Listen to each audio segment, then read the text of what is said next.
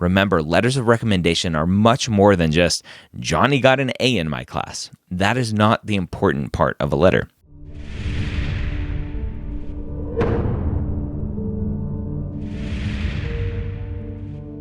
The Old Premeds Podcast, session number 323. Welcome to the Old Premeds Podcast. My name is Dr. Ryan Gray, your host here every week, where I take your non-traditional questions and answer them here on the podcast. This week, we have a great question about letters of recommendation.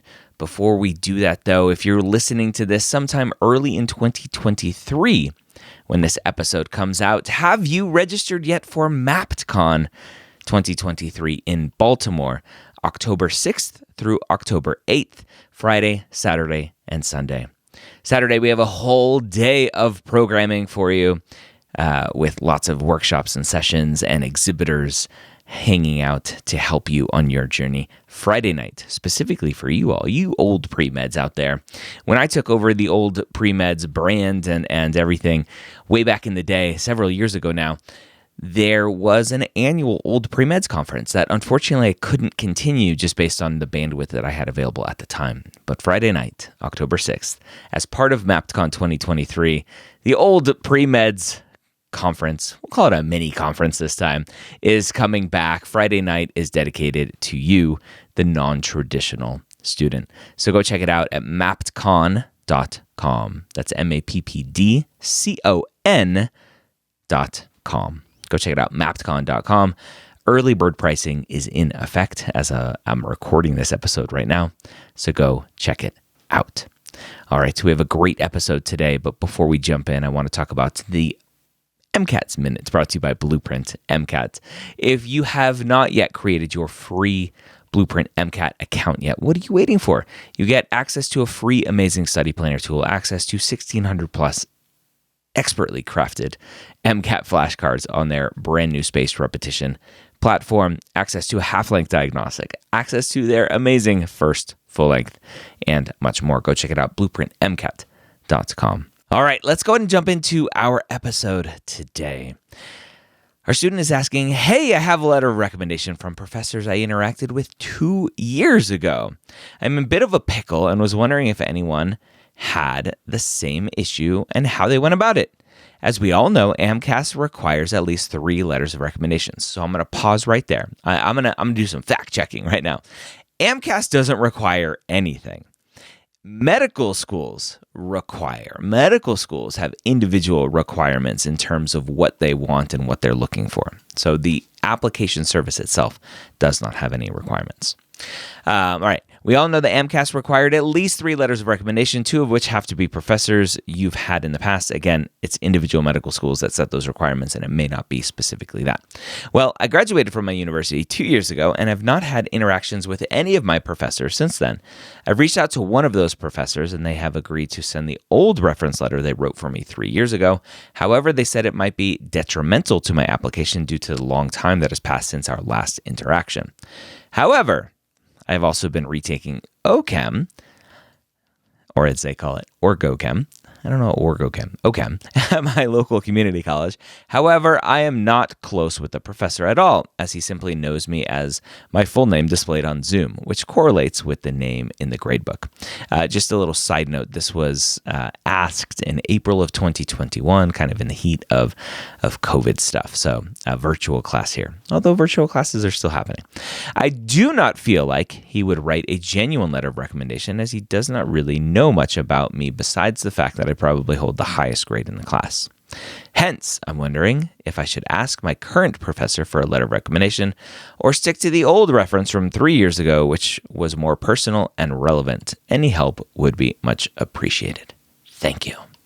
This is a pickle that many students are in, whether you're a non-traditional student far away from COVID or you're a traditional or non-traditional student in the middle of COVID, kind of as this student is, with the virtual classroom environment that students are in these days. It's really hard to form a bond, form that relationship with a professor so that they can write you a strong letter of recommendation. Remember, letters of recommendation are much more than just, Johnny got an A in my class. That is not the important part of a letter. The important part of a letter is able to speak to you as a person, your character, and everything else. If you look at the AAMC core competencies, that's something to think about. Do I have someone in my life that classifies as one of the requirements from the medical schools that they're requiring a letter of recommendation? Do I have someone in my life that can write to these attributes? Looking at those core competencies. That's one way to look at that. The hard part is, if you're in this kind of no man's land, no purgatory, whatever you want to call it, of I haven't been out of school that long, probably not long enough for schools to give me a different set of rules to play by in terms of which letters are required, you may be stuck with what you have, and it's as good as it'll get. Now, the nice thing is, specifically for this student, they've reached out to that old professor. They've asked that question. They've said, hey, I'm applying to med school. Can you write me a letter? Oh, wait, you already wrote me one. Now, the letter said, I can upload this old one for you. I would potentially go back and say, this letter was written to the best of my ability on this day. I haven't had much interaction with this student since, and then redate the letter. Maybe that's an alternative versus just uploading a really old letter. It's redated. There's a small little note that says, hey, Johnny reached back out to me.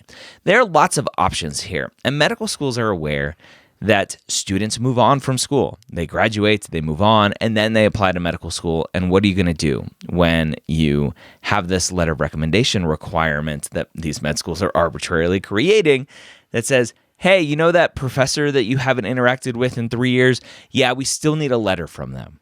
All right? It's the med schools that are asking for this arbitrary stuff. And do they expect every student to keep up with all of their professors just in case they may need a letter in 3 years? I don't know. It's really hard. And so I think at the end of the day, you can only do what you can do. Check with each school that you're interested in applying to. I know at least one school that has it very specifically on their website. If you've been out of school for more than a year, you can use supervisor letters. You can use alternative letters outside of the normal, quote unquote, required letters. So it's going to be very, very, very institution specific.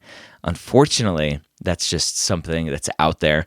We're trying to gather a lot of that data inside of Mapped so that we can let you know, especially now that we have our My LORs feature built in to Mapped for Mapped Pro users, which is an Interfolio replacement. You don't need Interfolio anymore. You can just use My LORs right inside of Mapped using a Mapped Pro membership.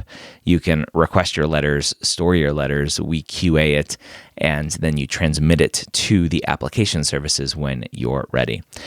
So we're trying to build up more of a knowledge base right inside of Mapped so that you know, hey, I'm a non-trad. I've been out of school for these years. Here's my school list that I'm building in Mapped. We'll hopefully at some point in the future, not right now, be able to say, okay, based on this school, based on your trajectory and your path, you don't need these standard letters. You can use these other letters to get by. So it unfortunately just really depends.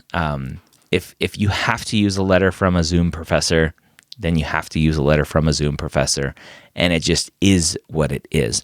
Something you can do kind of on top of that is, normally I don't recommend it, but in these situations, potentially it's a good place for it, is throw in some extra letters.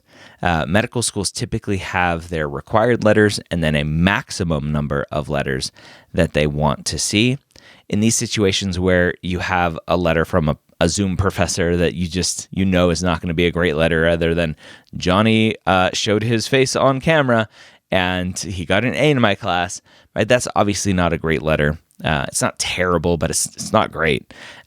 Maybe you throw in a letter from a supervisor or someone else who can really write you a strong letter of recommendation to hopefully make up for that poor letter. Again, the medical schools are putting students in this situation by having arbitrary requirements for letters.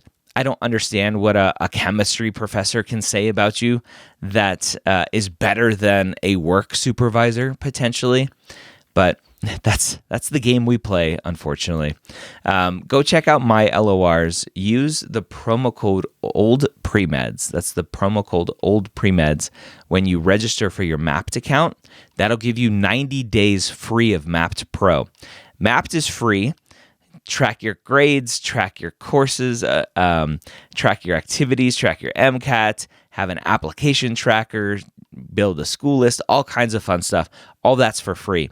Mapped Pro includes My LORs, which is our new letter of recommendation service, which is highly recommended, built from the ground up for you, the pre-med student, and access to our advisors. So if you have questions, anything, you can just chat right inside of Mapped to ask those questions. That's part of Mapped Pro. You get that free for 90 days using the referral code OldPreMeds with that S on there. Go check it out. All right. Hopefully this was helpful. I hope you have a great week. We'll see you next time here on the Old Pre-Meds podcast.